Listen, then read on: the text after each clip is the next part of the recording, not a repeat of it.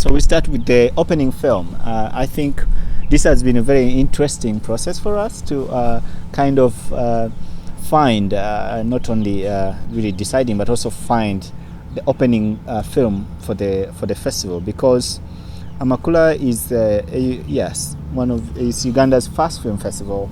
It's old. It was very much based on developing local audiences or local filmmaking culture and in the industry at large. So the decision to have the opening film for the 10th edition was not easy. So maybe, I don't know, we've been discussing. Carol, what do you think?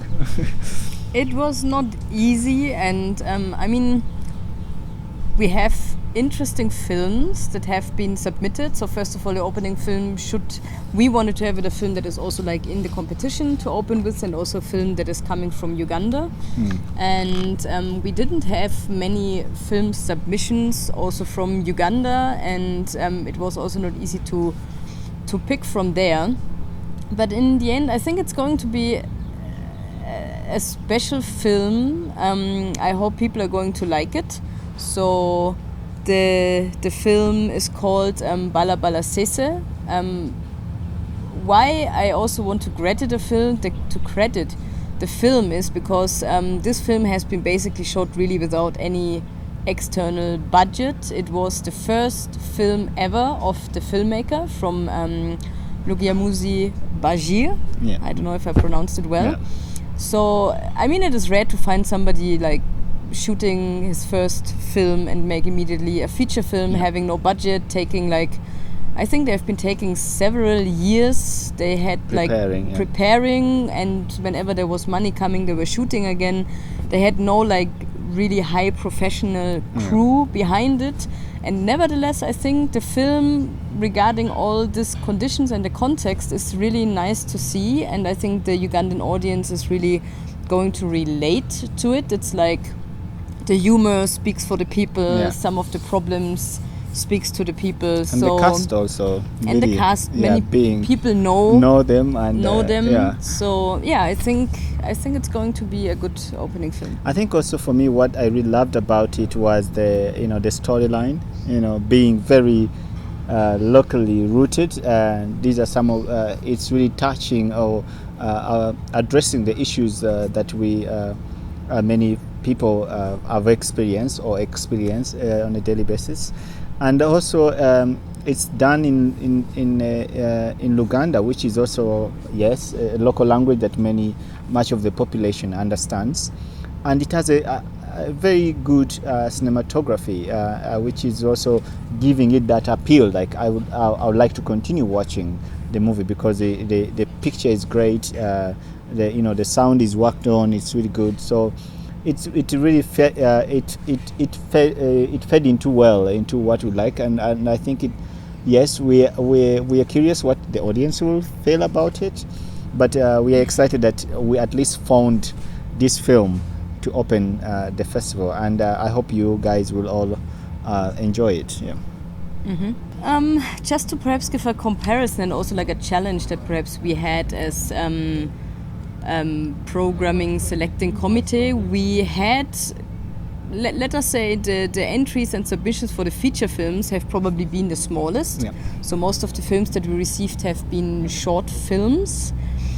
And first of all, I think we have to realize that Amakula has been on pause, so many people don't have it in mind anymore. I think for many people, the name and the festival just needs to go on the scene again. People need to now start getting to know again Amakula, etc. So I think over the years we will also receive more film submissions, and also more internationally. So most of the films, so we have Ugandan, we have a Tanzanian film, also one film from Malawi, and Tanzania we have also somebody brought forward and suggested or basically submitted but out of competition, Timbuktu, which is a film by Abderrahman Sissako from Mauritania, and who knows a little bit about African film industry knows that he's an award-winning filmmaker. He has won several awards at the FESPACO, but also outside internationally his films have been nominated for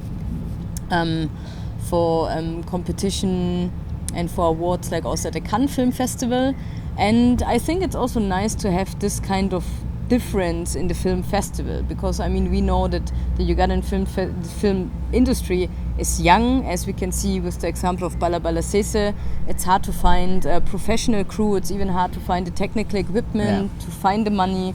So these are two possibilities of where does like film stand on the continent. So, and I think it's also very inspiring for filmmakers from here in the region to really sit and see a film from Abderrahman Sissako, who has been a filmmaker for like several years and who has developed strongly. Okay.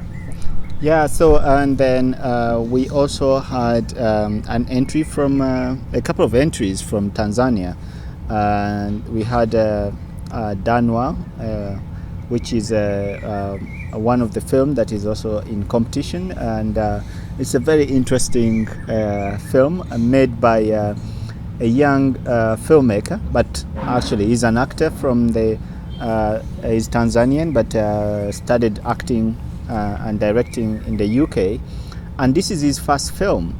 He came back from the UK, and when I was having a conversation with him to try and explore what inspired him to do this film, well, like he came back from UK with a different script that he wanted to record, but then when he arrived in Tanzania, the situation was totally different, and he just devoted to changing the script and making this film Danwa.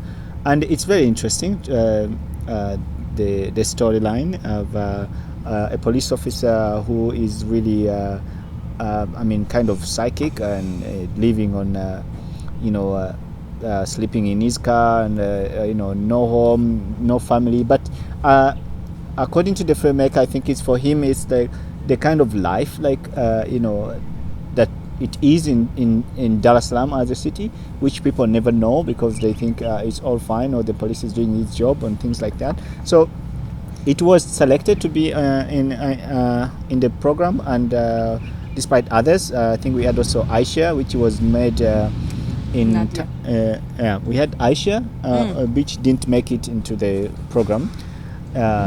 It was recorded in Tanga, part of Tanzania, and Nadia, which was recorded in Zanzibar. So we have two Tanzanian films, that is Danwa and Nadia, which we thought maybe would be great to have. So these are some of the films that you'll be watching and enjoying. Yeah.